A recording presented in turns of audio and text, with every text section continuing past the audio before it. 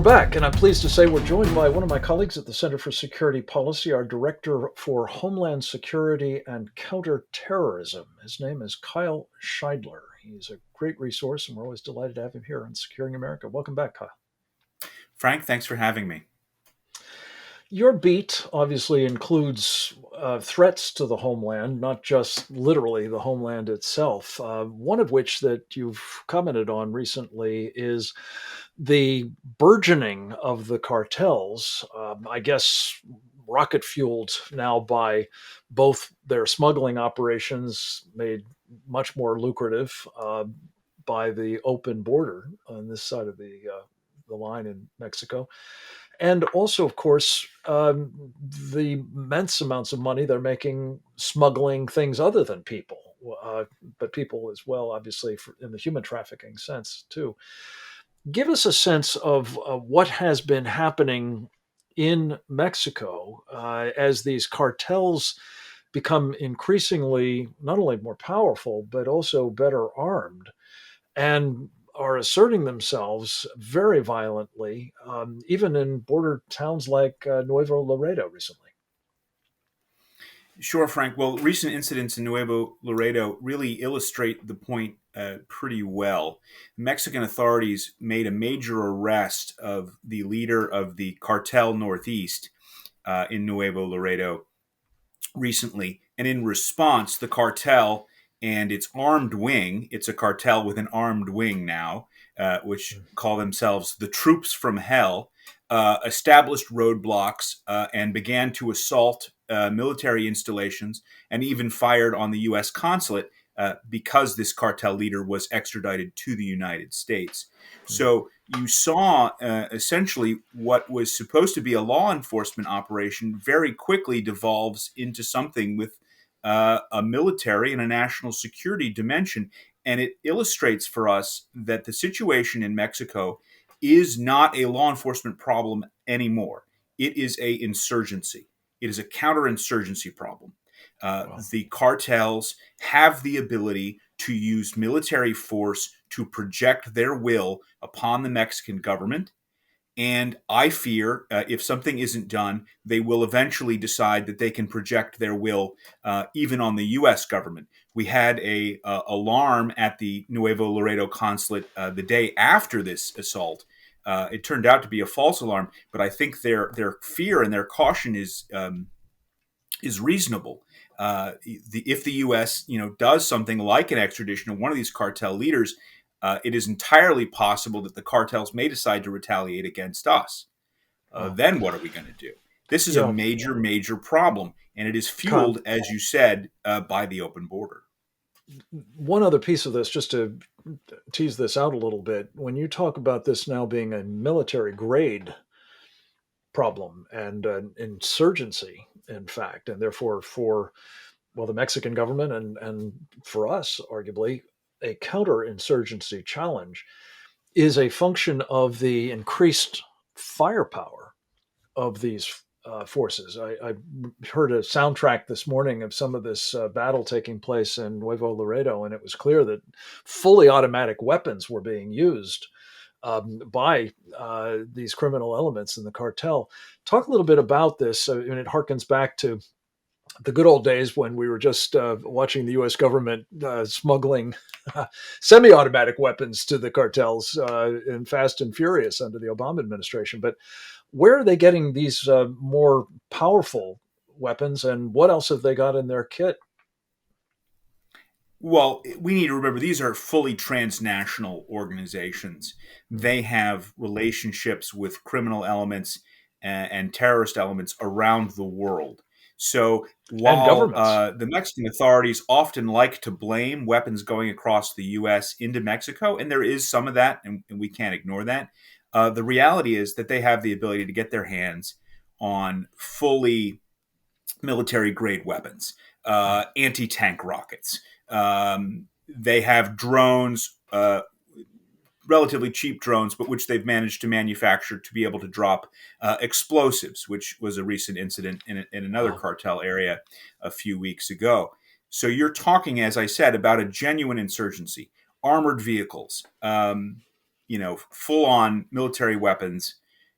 and they can provide these things for themselves with the networks that they have established internationally.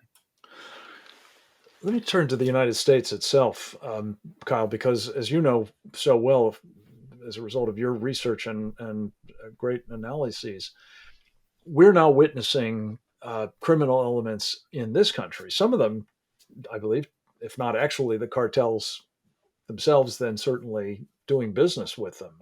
Drug, uh, smuggling and distribution, human smuggling for that matter, and probably, if the decision is made to do it, smuggling in some pretty nasty weapons as well. We're at a moment when there is still this hangover, it seems, from the so-called summer of love and the whole argument that we need to defund our police.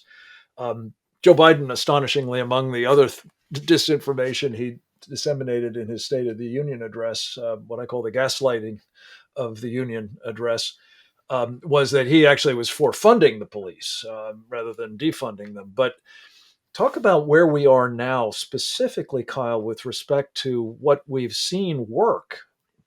It's been shown demonstrably to work, namely proactive policing, and how that still differs from what we're doing in a lot of places across this country, and with what effect. Well, no, first of all, not only does Joe Biden not want to fund the police, but Joe Biden's party, the Democrats, openly treat law enforcement as though they were terrorists.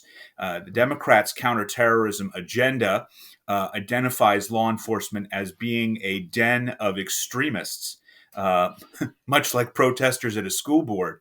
That is the approach that the Biden administration takes to local police in this country. So the idea that they care about funding the police is, as you said, Frank, it's a gaslight. It's nonsense. They're simply being untruthful. But we should remember it is not just about money. Obviously, funding the police is vital, but it is also about morale. It is about how police are treated.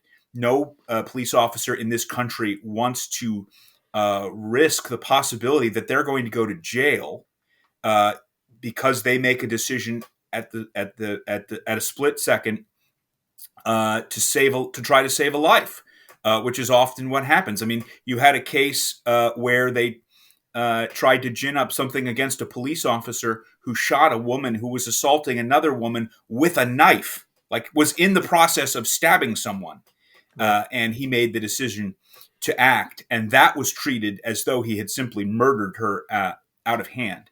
That is the relationship that the police are dealing with, thanks to the ideology of Black Lives Matter, which has been fully accepted by the left in this country. And Yeah. until we adjust that, you're going to see police officers who are afraid, rightfully, to police. Now, fortunately, we have communities in this country like Florida under Governor Ron DeSantis, where they are openly backing police. They're urging police to come.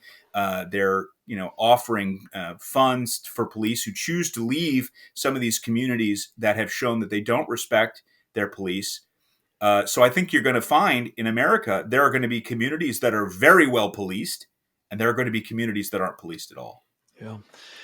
And what are the implications of that, Kyle? I mean, they may seem obvious, but for those who are in the latter category, either because that's where they've always lived or because they have to live there because that's where their jobs are or for whatever other reason, if they can't up and leave to go to a free state like Florida and enjoy the protections of the police there, what are the options for turning this thing around? Again, when you hear the president professing to renounce the policies that he ran on, let's face it, certainly Kamala Harris did in the 2020 election, surely there's now latitude for rethinking not just the funding issues, but the broader policy and most especially, as you say, the support from um, uh, their superiors, including those that George Soros got elected in some cases, to ensure that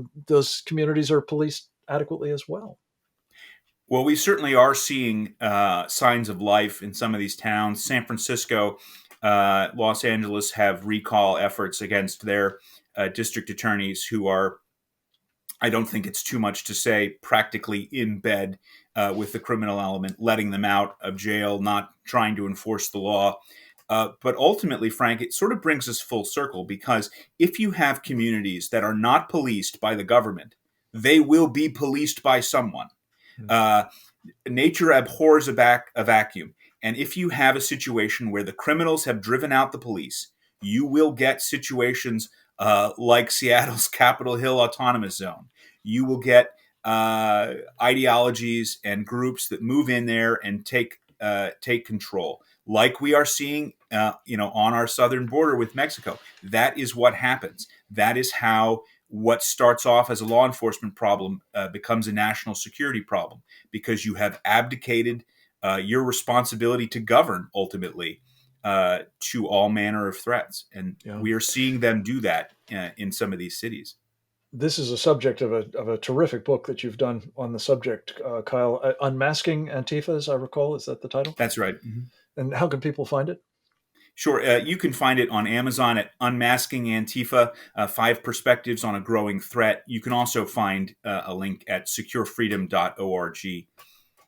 Yeah, this is vitally important that we understand the kind of people who will fill the vacuum, or for that matter, are contributing to the conditions that give rise to this lawlessness and demands for defunding those who would try to bring and enforce the rule of law for all of our benefits.